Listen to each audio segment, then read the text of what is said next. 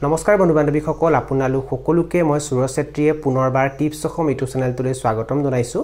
বন্ধু বান্ধৱীসকল যদি আপোনালোকে 100টা বয়লাৰ পোহপাল দিয়াৰ কথা চিন্তা চৰ্চা কৰি আছে তেনেহলে এই ভিডিঅ'ত মই আপোনালোকক জনাম যে 100টা বয়লাৰক বিক্ৰীৰ উপযুক্ত কৰালৈ কিমান টকা খৰচ হয় আৰু সিহঁতক বিক্ৰী কৰাৰ পাছত কিমান টকা লাভ হয় সেই বিষয়ে এই ভিডিঅ'টো আপোনালোকে প্ৰথমৰ পৰা শেষলৈ ভালদৰে চাব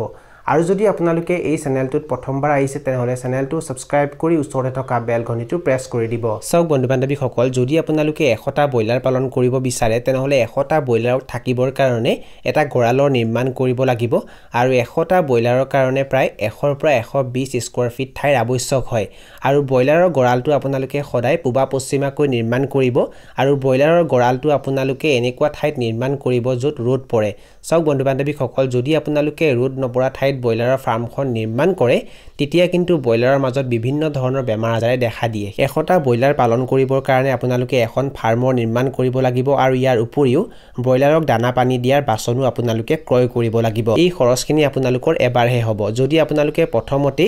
বয়লাৰৰ ফাৰ্মখন নিৰ্মাণ কৰে তাৰ পাছত আকৌ বয়লাৰৰ ফাৰ্ম নিৰ্মাণ কৰিবলগীয়া নহয় আৰু দানা পানীৰ বাচনো যদি আপোনালোকে এবাৰ ক্ৰয় কৰে তাৰ পাছত আকৌ ক্ৰয় কৰিবলগীয়া নহয় এতিয়া মই আপোনালোকক জনাম যে যদি আপোনালোকে 100টা বয়লাৰ পালন কৰিব বিচাৰে তেনেহলে সিহঁতক বিক্ৰীৰ উপযুক্ত কৰালৈ আপোনালোকৰ সৰ্বমুঠ কিমান টকা খৰচ হ'ব সেই বিষয়ে সব বন্ধু বান্ধৱীসকল যদি আপোনালোকে বয়লাৰ পালন কৰিব বিচাৰে তেনেহলে তাৰ কাৰণে আপোনালোকে বয়লাৰৰ পোৱালি ক্ৰয় কৰিব লাগিব আৰু বয়লাৰৰ এদিনীয়া এটা পোৱালিৰ মূল্য প্ৰায় 40 টকাৰ পৰা আৰম্ভ কৰি 50 টকা পৰ্যন্ত হয় তথাপিতো যদি আমি এটা বয়লাৰৰ পোৱালিৰ মূল্য 50 টকা বুলি হিচাপ কৰো তেনেহলে সেই হিচাপে 100টা পোৱালিৰ মূল্য কিমান হ'ব 5000 টকা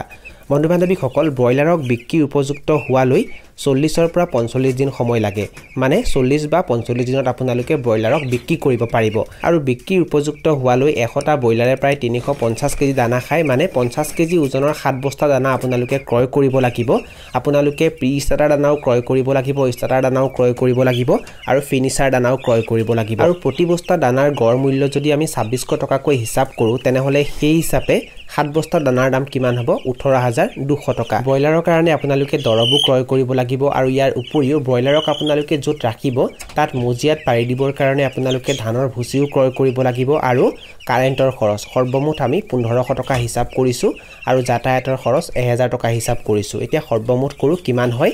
100টা বয়লাৰৰ পোৱালিৰ মূল্য হয় 5000 টকা 7 বস্তা দানাৰ দাম হ'ব 18200 টকা দৰব ক্ৰয় কৰোতে ধানৰ ভুচি ক্ৰয় কৰোতে আৰু কাৰেণ্টৰ খৰচ সৰ্বমুঠ হ'ব 1500 টকা আৰু যাতায়াতৰ খৰচ 1000 টকা সৰ্বমুঠ কিমান হ'ব 25700 টকা মানে 100টা বয়লাৰক বিক্ৰীৰ উপযুক্ত কৰালৈ আপোনালোকৰ কিমান টকা খৰচ হ'ব পাৰে প্ৰায় 25700 টকা এতিয়া মই আপোনালোকক জনাম যে ইমানখিনি টকা খৰচ কৰি যেতিয়া আপোনালোকে বয়লাৰক বিক্ৰীৰ উপযুক্ত কৰিব আৰু বিক্ৰী কৰিব তাৰ পাছত আপোনালোকৰ কিমান টকা লাভ হ'ব সব বন্ধু বান্ধৱীসকল 100টা বয়লাৰক যেতিয়া আপোনালোকে পোহপাব তেতিয়া বিক্ৰীৰ উপযুক্ত হোৱালৈ 100টা বয়লাৰৰ পৰা 100টা বয়লাৰে বাছি নাথাকে কিছুমানৰ মৃত্যু হ'ব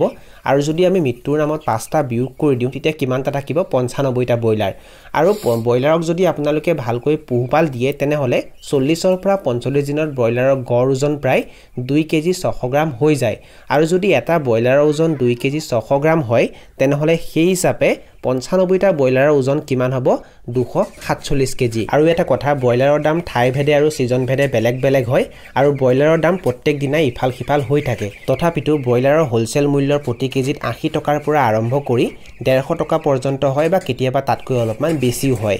যদি আমি প্ৰতি কেজি বয়লাৰৰ হোলসেল মূল্য 125 টকাকৈ হিচাপ কৰো তেনেহলে সেই হিচাপে 247 কেজি বয়লাৰ বিক্ৰী কৰিলে কিমান টকা পোৱা যাব 30875 টকা আৰু 100টা বয়লাৰক পোহপাল দিওঁতে কিমান টকা খৰচ হ'ব পাৰে প্ৰায় 25700 টকা আৰু যদি আমি 30875 টকাৰ পৰা 25700 টকা বিয়োগ কৰি দিওঁ তেতিয়া কিমান থাকিব 5175 টকা মানে 100টা বয়লাৰক যদি আপোনালোকে 40 ৰ পৰা 45 দিনলৈ পোহপাল দিয়ে তেতিয়া আপোনালোকৰ কিমান টকা লাভ হ'ব পাৰে প্ৰায় 5175 টকা এতিয়া হয়তো বহুতে এটা কথা ক'ব যে 100টা বয়লাৰক 45 দিনলৈ পোহপাল দিয়াৰ পাছত যদি মাত্ৰ 5175 টকাহে লাভ হয় তেন্তে তাৰ পৰিৱৰ্তে বেলেগ কাম কৰাই ভাল হয় আপোনালোকে ঠিকই ভাবিছে 100টা ব্ৰইলাৰক পোহপাল দি যদি মাত্ৰ 5175 টকাহে লাভ হয় তেন্তে বেলেগ কাম কৰাই ভাল কিন্তু এই কামটো আপোনালোকে সাইড বিজনেছ হিচাপে কৰিব পাৰে উপাৰ্জন বৃদ্ধি কৰিবৰ কাৰণেও কৰিব পাৰে আপোনালোকে যেটো কাম কৰি আছে সেই কামটোৰ সমান্তৰালভাৱে আপোনালোকে এই কামটো কৰিব পাৰে কাৰণ এই কামটো কৰিবলৈ আপোনালোকে বহুত বেছি সময় দিবলগীয়া নহয় আৰু এটা কথা যদি ব্ৰইলাৰৰ হোলসেল মূল্য প্ৰতি কেজিত 100 টকাতকৈ বেছি হয় তেতিয়াহে কিন্তু ব্ৰইলাৰ পালন কৰি লাভ আছে নহলে ব্ৰইলাৰ পালন কৰি একো লাভ নাই কিয়নো দানাৰ দাম বহুত বেছি হৈ গৈছে সেই কাৰণে আপোনালোকে এই কথাখিনি